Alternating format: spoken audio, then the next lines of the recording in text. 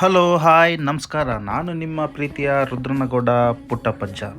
ವೀಕ್ಷಕರೇ, ನಾವು ಇವತ್ತಿರೋದು ಕೊಪ್ಪಳದ ಗವಿಸಿದ್ದೇಶ್ವರ ಮಠದ ಉಚಿತ ವಸತಿ ಮತ್ತು ಪ್ರಸಾದ ನಿಲಯದಲ್ಲಿದ್ದೀವಿ.